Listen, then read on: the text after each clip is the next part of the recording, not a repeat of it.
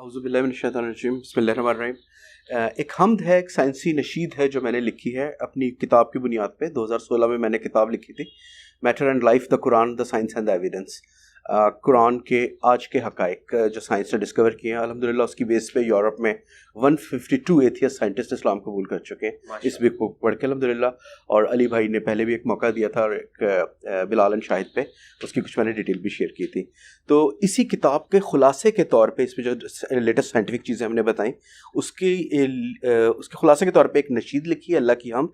उर्दू में है। जो इस्लाहात हैं इसकी, वो साइंसी इस्लाहात हैं, थोड़ी सी मुश्किल होंगी, तो 3 मिनट में बस ये नशीद कंप्लीट करके उसके बाद मैं इसकी थोड़ी सी तशरीह भी पेश कर दूंगा, ताकि आपको कुरान के ये अमेजिंग वंडर्स बहुत अच्छी तरह समझ आ जाएं। और बिलाल साहब ने आज इतने ज़बरदस्त क्वेश्चंस किए, उनमें से भी बहुत से सवालों के जवाब आपको इस नशीद में इत्तेफाक से मिल जाएंगे। मुज़फ़्फ़र वारसी मरहूम की PTV पे पेश करदा कोई तो है जो निज़ाम कुदरत चला रहा है, वही खुदा है, इसी बहर में इसको लिखा है। तो इसी तरह आप इसको सुनिएगा, देखिएगा, समझने की कोशिश कीजिएगा। अल्लाह ताला हमें इसके ईमान पे समझने की तौफीक दे। औज़ु बिल्लाहि मिनश शैतानिर रजीम, बिस्मिल्लाहिर रहमानिर रहीम। कोई तो है जो उलूम दौरान सिखा रहा है, वही खुदा है। कुरान में जो उसूल फितरत बता रहा है, वही खुदा है। जो अरबा अशरा अरब ज़माने या यौम सित्ता के कारखाने से कायनातों को असर सकली मिला रहा है, वही खुदा है। जो हर्फ कसबी की इंतशारी से इंफिजारे अजीम जारी को एक तवातुर से गर्दिशों में घुमा रहा है, वही खुदा है। बिखरते अंजुम की जुल्मतों में, सियाह शगाफों की कुव्वतों में, जो ताबना की ज़ौफ़शानी बुझा रहा है, वही खुदा है। जो अर्ज़ जौला के दायरों को मदारे कौकब की सब हदों को बक़द्रे हरकस बतरफ़े मरकज़ घटा रहा है, वही खुदा है। कायनातों से ज़मीन पर जो सतह बहरी सहाब कर दे, बिनाए ज़ोई सुबह से कर दे, इज़ा तनफ़ुस वो बहर सुजरत दिखा रहा है, वही खुदा है। जो खाके लाज़िब में रूह फूके, हयाते हस्ती बहर में तापे, जो नफ्स वाहिद को इर्तिक़ा में ले जा रहा है, वही खुदा है। जो हल अता को बशर में ढाले, शऊर दे के खलफ बना ले, जो बशर अव्वल को इसमें कुल भी सिखा रहा है, वही खुदा है। कोई तो है जो उलूम दौरान सिखा रहा है, वही खुदा है। कुरान में जो उसूल फितरत बता रहा है, वही खुदा है, कोई तो है जो। बहुत शुक्रिया इसकी करें जी, मुझे तो मजा आ गया, इनको भी मजा आया जो आपने जो कुछ बोला है इसमें। अब उसूल फितरत जो कुरान सिखा रहा है, ये कवानीन फितरत जिस तरह अल्लाह ने इस पूरी कायनात को बनाया और सारी चीज़ें उसकी मिसालें कुरान में पेश की। सबसे पहले हमने कहा जो हरफ कस्बी की इंतशारी, सिंगुलैरिटी, एक ज़र्रा जो एक न्यूक्लियस से भी 1 ट्रिलियन गुना कम था, इस ज़र्रे के अंदर तमाम मादा और तवानाई मौजूद थी, जो एक धमाके से फटा, बिग बैंग हम सब जानते हैं। जो कुरान ने कहा क्या ये नहीं देखते कि ज़मीन और आसमान भाम यकजा थे और हमने उनको अलग अलग कर दिया। अल अर्द व समावात यानी स्पेस एंड मैटर, अर्थ को जब आप मैटर लेंगे और स्पेस कला समावात, तो उसको अलग कर दिया। मज़े की बात यह है कि कुरान ने यहाँ पे किसी धमाके का जिक्र नहीं किया, बैंग का नहीं किया। आज की साइंस बताती है कि ये it was a silent split, क्योंकि धमाका सुनने के लिए किसी सामे का होना ज़रूरी है, कोई मखलूक थी नहीं सुनने वाली। दूसरे उस वक्त हवा मौजूद नहीं थी, आवाज़ हवा की लहरों पे मीडियम पे ट्रैवल करती है। It was not a bang, it was just ज़मीन और आसमान हम यकजा थे और उनको अलग अलग कर दिया। ठीक है, कुरान में अल्लाह ने बताया। तो हरफ कस्बी की इंतशारी, इन्फ्लेशन, छोटा सा ज़र्रा फटा, इंतशारी से इन्फिजारे अजीम जारी, इन्फिजारे अजीम बिग बैंग, और जारी अल्लाह ये कहते हैं क्या अल्लाह इस बात पे कादिर नहीं कि ज़मीन और आसमान को दोबारा पैदा कर दे? यकीनन है। तो बिग बैंग के बाद ये बताते हैं कि बिग बैंग से कायनात फैलती चली जा रही है, 93 अरब साल फैल चुकी है 14 अरब साल की उम्र में, और फिर ये एक मुकाम पे पहुंच के वापस आएगी जिसको आप कहेंगे बिग क्रंच। बिग क्रंच के बाद दोबारा फैलेगी जिसको फिर बिग बाउंस कहेंगे। ये एक तवातुर से चलता रहेगा। तो इसलिए जो हरफ कस्बी की इंतशारी से इन्फिजारे अजीम जारी को एक तवातुर से गर्दिशों में घुमा रहा है, वही खुदा है।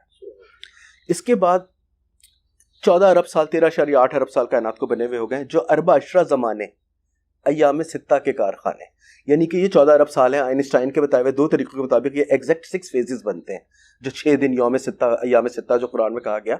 और ये ज़मीन का टाइम नहीं है कि 24 घंटे की, ज़मीन तो बनी नहीं थी उस वक्त, ज़मीन तो निज़ाम शमसी के बाद बनी है। कायनात को 14 अरब साल हुए, इसको सूरज को हमारे सिर्फ 5 अरब साल अभी हुए। तो ये कॉस्मोलॉजिकल टाइम के 6 दिन है। ज़मीन का तो वजूद ही नहीं था कि ज़मीन सूरज के गिर्द घूमे और 24 घंटे का दिन तय हो। तो जो मुस्तशरीकीन इसमें इतराज़ करते थे कुरान पे, ये उनके लिए पक्की है, राइट। और तो ये जो अरबा अशरा ज़माने अय्याम सित्ता के कारखाने से कायनातों को असर सकली में ला रहा है, वही खुदा है। कायनातें आलमीन, रब्बुल आलमीन 2018 में फाइनल इसको अप्रूव मिला कि 1 से ज़्यादा कायनातें मौजूद हैं। तो एक तो अल्लाह ने कायनातों को पहले कह दिया था रब्बुल आलमीन। दुनिया को दुनिया कहते हैं अरबी में, रब्बना आतिना फिद दुनिया, लेकिन कायनात को आलम कहते हैं। आलमीन का मतलब 1 से ज़्यादा कायनातें। तो मल्टीवर्सेस प्रूफ हो चुकी हैं, 1 से ज़्यादा कायनातें मौजूद हैं। उनको असर सकली में लाना, असर सकली कहते हैं ग्रेविटेशनल टाइम डायलेशन को, जो बज़ाहिर हमारे सामने पहली दफ़ा आइंस्टाइन ने बताई। उसमें ये चीज़ थी कि पहली दफ़ा पहला इंसान जिसने बाज़ार ये सोचा कि कायनात के मुख्तलिफ गोशों में मुख्तलिफ वक्त की रफ्तार हो सकती है। ये पहले कोई सोच नहीं सकता था। ठीक है, ग्रेविटेशनल टाइम डायलेशन। आप में से अगर किसी ने इंटरस्टेलर मूवी देखी हो तो आपने देखा होगा गारगेंटुआ के करीब गए हैं तो वहाँ पर सिर्फ 3 घंटे गुजरे और ज़मीन पर 27 साल गुजर चुके हैं। तो कायनात के मुख्तलिफ गोशों में मुख्तलिफ टाइम है। जितनी ग्रेविटेशनल बॉडी से करीब होंगे टाइम उतना स्लो गुजरेगा। और कायनात के मुख्तलिफ गोशों में मुख्तलिफ वक्त अल्लाह मियाँ कैसे बता रहे हैं कि अल्लाह का अर्श जहाँ पर है, जहाँ से फरिश्ते अहकाम लेके, अल्लाह का अर्श जहाँ पर है वहाँ का एक दिन तुम्हारे दिन के 50,000 साल के बराबर है। सुभान अल्लाह। ठीक है, फरिश्ते जहाँ से अहकामात लेके उतरते हैं वो तुम्हारे गिनने के 10,000 साल के बराबर एक दिन है। रोज़े हशर कितना होगा? 50,000 साल। तो कायनात के मुख्तलिफ गोशों में मुख्तलिफ टाइम जोन्स मौजूद हैं, टाइम की स्पीड मुख्तलिफ है। हमारा एक दिन 24 घंटे का है, अगर रोज़े हशर 50,000 साल जितना हो रहा है, इसका मतलब वो किसी ऐसी जगह पे है जहाँ पर बहुत स्ट्रॉन्ग ग्रेविटेशनल फोर्स मौजूद है, कोई ब्लैक होल है, कोई बिगेस्ट कोई सेलेस्टियल बॉडी है, राइट। और कुरान ने क्या एजाज़ है 14 साल पहले ये हमें बता दिया, तुम्हारी गिनती में, एग्जैक्टली, बिल्कुल। फिर ब्लैक होल्स इस तरह बनते हैं जब सितारे फटते हैं और वो फट के अपनी वो मुद्दत हयात पूरी करते हैं, उनका हीलियम हाइड्रोजन गैस खत्म होती है, वो फट के आसमान पे स्पेस पे सुराख में कन्वर्ट हो जाते हैं, जिसको आप ब्लैक होल कहते हैं। और उसके अंदर बिल्कुल अंधेरा होता है क्योंकि वो हर चीज़ को इतनी ग्रेविटेशनल पुल होती है, खींच लेता है, रोशनी भी नहीं रुक पाती, रोशनी को भी पी जाता है। ब्लैक होल 1971 में पहली दफ़ा डिस्कवर हुआ, सिग्नेस X1 उसका नाम है, 8,000 नूरी साल ज़मीन से दूर है। सूरह मुरसलात में अल्लाह मियां फरमाते हैं फ़ैज़न नजूम तुमसत वाइज़ा समाए फुरिजत, जब सितारे अपनी रोशनी खो बैठें और आसमानों में सुराख हो जाए। तो में आसमानों में सुराख हो जाए, सितारे अपनी रोशनी खोते हैं, सबसे पहले उनका टेम्परेचर खत्म होता है, हीलियम हाइड्रोजन ईंधन खत्म होता है, फिर रोशनी खत्म होती है, आखिरी चीज़ लुमिनोसिटी ऑफ स्टार्स रोशनी है जो खत्म हो जाती है और फिर वो ब्लैक होल में कन्वर्ट हो जाते हैं। तो इसकी ये चीज़ें बिखरते अंजुम, सितारा फट के कन्वर्ट होता है सुपरनोवा, बिखरते अंजुम की जुल्मतों में, सिया शगाफों की कुव्वतों में, ब्लैक होल्स की पावर्स में, जो ताबनाकी की ज़ौफ़िशानी बुझा रहा है वही खुदा है, बिल्कुल ब्लैकनेस वहाँ पे क्रिएट हो जाती है। इसके बाद हम एक ज़बरदस्त तरीन एजाज़ की तरफ आते हैं कुरान में, जो अर्ज़े ज्वाला के दायरों को, अर्ज़े ज्वाला, ज़मीन गोल है, बल्कि गोल भी नहीं है, सफ़ेयर है, पोल से थोड़ी सी चपटी है, सफेरिकल अर्थ, इसको सफ़ेयर कहते हैं। सफ़ेयर को उर्दू में कहते हैं कुर्रा, कुर्रा अर्ज़, ठीक है। गोल को अरबी में कहेंगे दायरा और सफ़ेयर को कहेंगे कुर्रा। युकव्विरुल लैल अलन नहार व युकव्विरुन नहार अलल लैल, कुरान फरमाता है कि हम ज़मीन के इस कुर्रे के गिर्द रात को लपेटे जा रहे हैं दिन पे, और दिन को लपेटे जा रहे हैं रात को। युकव्वर का लफ्ज़ आपको कुर्रे का लफ्ज़ इस्तेमाल करके ज़मीन की गोलाई 14 साल पहले बताई जा रही है। और आज भी जैसे अली भाई का अमामा है, तो आपको अरब आज भी अगर किसी गोलाई के उसमें कोई चीज़ लपेटते हैं, जैसे टर्बन आपका है, आपका दस्तार है, उसको युकव्वर ही कहते हैं अरबी ज़ुबान में। तो कितना बड़ा एजाज था। सो अर्ज़े ज्वाला के दायरों को, ज़मीन की गोलाई के दायरों को, मदारे कौकब की सब हदों को। होता ही है कि ज़मीन है या दूसरे प्लैनेट्स हैं, इनके सब के इर्द गिर्द एक मदार है, वो मदार डिके होता है, इसको ऑर्बिटल डिके कहते हैं, वो नीचे घटता चला जाता है। अगर आपने सुना 1979 में स्काई लैब का एक्सीडेंट हुआ था, वो ये था कि उस वक्त पता नहीं था साइंटिस्ट को 79 में सैटेलाइट जिस जगह मौजूद था आपका ऑर्बिट नीचे आ गया था, ठीक है। तो वो उसकी वो बैलेंस इक्विलिब्रियम ख़राब हो गया और वो ज़मीन पे गिर के तबाह हो गया। इस तरह रशियन स्पेस स्टेशन था मीर, उसका भी हादसा हुआ, वो खला में जाके तबाह हो गया क्योंकि अपनी ग्रेविटेशनल जोन से हट गया था। तो ग्रेविटेशनल आपका जो मदार है वो कम होता जाता है, इसको कहते हैं ऑर्बिटल डिके। अल्लाह मियां कुरान में फरमाते हैं कि क्या तुम नहीं देखते हम ज़मीन को उसके किनारों से घटाए चले जा रहे हैं। ऑर्बिटल डिके आज की दरियाफ्त है, ये उसको कुरान में बताया। तो जो अर्ज़े ज्वाला के दायरों को, मदारे कौकब की सब हदों को बकदरे हरकस बतरफ़े मरकज़ घटा रहा है वही खुदा है, ठीक है। जितनी ग्रेविटेशनल पुल होगा उसका, जितनी बड़ी बॉडी होगी उतनी जल्दी ऑर्बिटल डिके होगा। बकदरे हरकस बतरफ़े मरकज़ घटा रहा है वही खुदा है। अब हम ज़मीन पे आते हैं, जो सतह बहरी सहाब कर दे। एवोपरेशन 1700 समथिंग की डिस्कवरी है कि पानी बुलबुलों में बन के एवोपरेट हो जाता है। कुरान में वो जो आप आयत देखते हैं कि क्या ये नहीं देखते कि जब आप ये हाथ डालते हैं पानी में, समुंदर में, तो एक लहर उसके ऊपर दूसरी लहर और उसके ऊपर सहाब, सबसे ऊपर सरफेस वाली लेयर को सहाब का बादल, बादल क्या होता है? एवोपरेटेड वाटर। तो एवोपरेशन का कंसेप्ट भी कुरान ने दिया, जो सतह बहरी सहाब कर दे। बिनाए ज़ोई सुबह से कर दे, वह सुबह इज़ा तनफ़्फ़ुस, सुबह की कसम जब वह सांस लेती है। फोटोसिंथेसिस का अमल पूरा इस छोटी सी आयत में दरिया में कूजा बंद कर दिया। वह सुबह इज़ा तनफ़्फ़ुस, सुबह की कसम जब वह सांस लेती है। तो जो सतह बहरी सहाब कर दे, बिनाए ज़ोई सुबह से कर दे। बिनाए ज़ोई कहते हैं फोटोसिंथेसिस को उर्दू में, और सुबह से कर दे क्योंकि सुबह ही के टाइम सूरज तुलू होता है और पूरी ऑक्सीजन डेवलप होती है। इज़ा तनफ़्फ़ुस, वह बहरे सुजरत दिखा रहा है वही खुदा है। इज़ा तनफ़्फ़ुस, ये सांस लेना सुबह का, और बहरे सुजरत जब समुंदर उबल पड़ेंगे। कुरान में जिक्र किया। आज ग्लोबल वार्मिंग से पोल्स पिघल रहे हैं, समुद्रों का टेम्परेचर भी राइज हो रहा है और उनकी सतह भी बुलंद होती जा रही है। बहरे सुजरत आज हम होते हुए देख रहे हैं। तो इज़ा तनफ़्फ़ुस, वह बहरे सुजरत दिखा रहा है वही खुदा है। इसके बाद एक बहुत बड़े इजाज़ पे आते हैं, जो खाके लाजिब में रूह फूके। खाके लाजिब में रूह फूके, हयाते हस्ती बहर में तापे, जो नफ्से वाहिद को इर्तिका में ले जा रहा है वही खुदा है।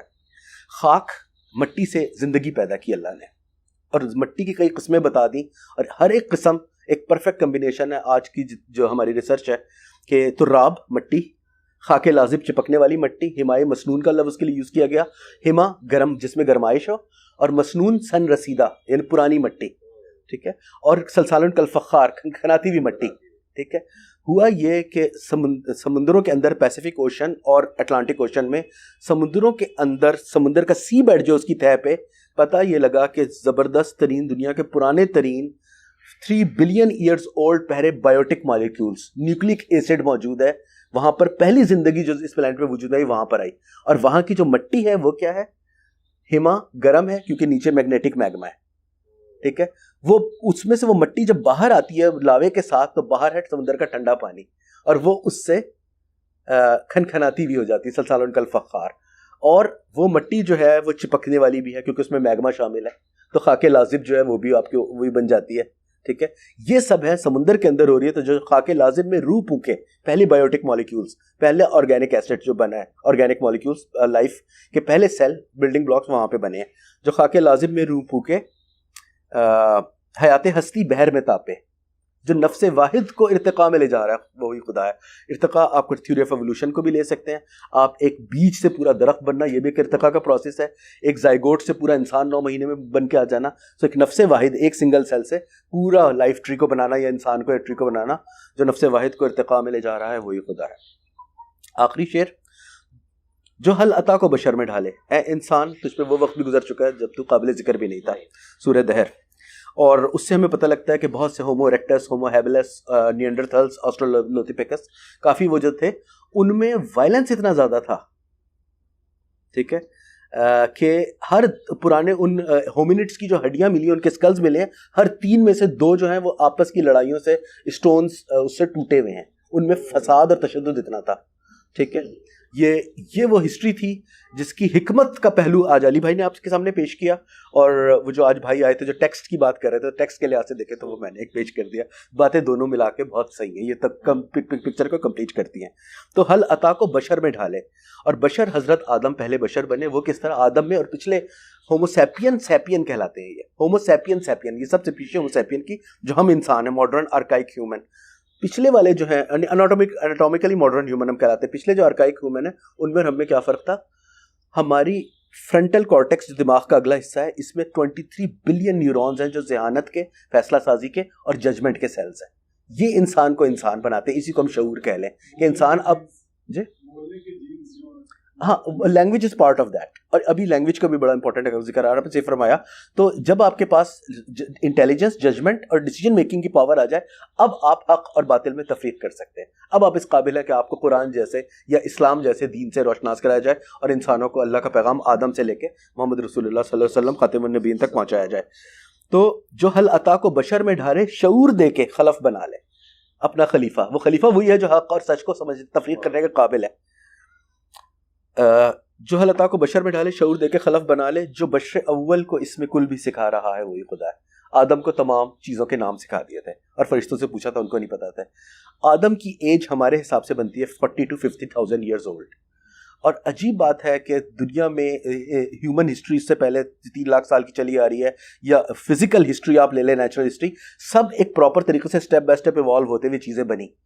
लैंग्वेज वो वही चीज़ है कि लिंग्विस्टिक और साइंटिस्ट और आर्कियोलॉजिस्ट हैरान है कि आज से 40 और 50 हज़ार साल पुरानी दरमियानी विंडो में अचानक हर तरफ दुनिया में हमें वोकैबुलरी नजर आती है।